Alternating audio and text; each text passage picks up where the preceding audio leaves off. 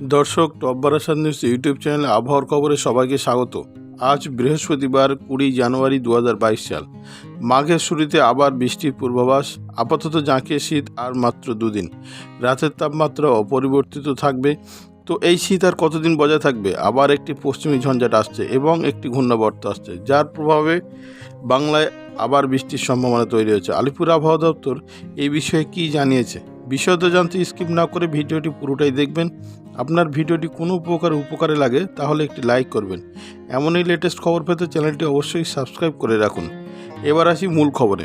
মাঘ মাস পড়তে শীতের আমেজ শুরু হয়েছিল গোটা বাংলা জুড়ে, কিন্তু শীতের ক্ষেত্রে সেই কাল হয়ে দাঁড়ালো পশ্চিমী ঝঞ্ঝাট। এই পশ্চিমী ঝঞ্ঝাটের প্রভাবে পুরো বাংলা জুড়ে ফের বৃষ্টির সম্ভাবনা তৈরি হচ্ছে।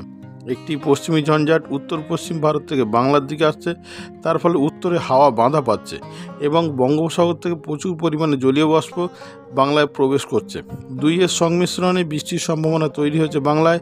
আলিপুর আবহাওয়া দপ্তর জানিয়েছে 21 তারিখ থেকে দক্ষিণবঙ্গের কোথাও কোথাও হালকা থেকে মাঝারি বৃষ্টির সম্ভাবনা রয়েছে। 22 তারিখ কলকাতা সহ হাওড়া, হুগলি, নদিয়ার আকাশ মেঘলা থাকবে। 23 ও 24 তারিখে আবার উত্তর ও দক্ষিণ 24 পরগনা, কলকাতা, হাওড়া, হুগলি, 2 মেদিনীপুর, বাঁকুড়া, বীরভূম, নদিয়া, মুর্শিদাবাদ ও পুরুলিয়া হালকা থেকে মাঝারি বৃষ্টির সম্ভাবনা রয়েছে। আলিপুর আবহাওয়া দপ্তর জানিয়েছে 2-1 জায়গায় শিলাবৃষ্টির সম্ভাবনাও রয়েছে। 25 তারিখ থেকে আকাশ পরিষ্কার হতে পারে। আজকে কলকাতার আকাশ সম্পূর্ণ পরিষ্কার থাকবে, তবে আজকে সকালে হালকা থেকে কুয়াশা থাকবে, বেলার দিকে ধোঁয়াশা ভাব থাকবে। আজকে কলকাতার সর্বনিম্ন তাপমাত্রা 13 ডিগ্রি সেলসিয়াসের কাছাকাছি থাকবে, সর্বোচ্চ থাকবে 24 ডিগ্রি সেলসিয়াস। বাতাসের আপেক্ষিক আর্দ্রতা থাকবে 95%। আগামী কয়েকদিন এমনই তাপমাত্রা অপরিবর্তিত থাকবে বলে জানিয়েছে আলিপুর আবহাওয়া দপ্তর। পশ্চিমী জেলাগুলিতে 22 তারিখ থেকে আকাশ মেঘলা থাকবে। বাঁকুড়া, বীরভূম, পুরুলিয়া, ঝাড়গ্রাম, মুর্শিদাবাদে শনিবার থেকে মঙ্গলবার পর্যন্ত বৃষ্টির সম্ভাবনা রয়েছে। শিলাবৃষ্টিরও সম্ভাবনা রয়েছে এই কয়েকটি জেলায়।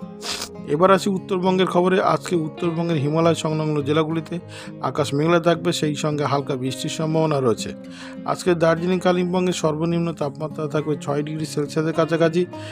20 তারিখ থেকে 24 তারিখ পর্যন্ত পাহাড়ি জেলাগুলি অর্থাৎ দার্জিলিং, কালিম্পংয়ে হালকা থেকে মাঝারি বৃষ্টির পূর্বাভাস রয়েছে আলিপুর আবহাওয়া দপ্তরের পক্ষ থেকে।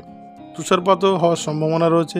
এছাড়া উত্তরবঙ্গের সমতলের জেলাগুলিতে আকাশ পরিষ্কার থাকবে, একদম শুষ্ক আবহাওয়া থাকবে আজকে, এমনই পূর্বাভাস দিয়েছে আলিপুর আবহাওয়া দপ্তর।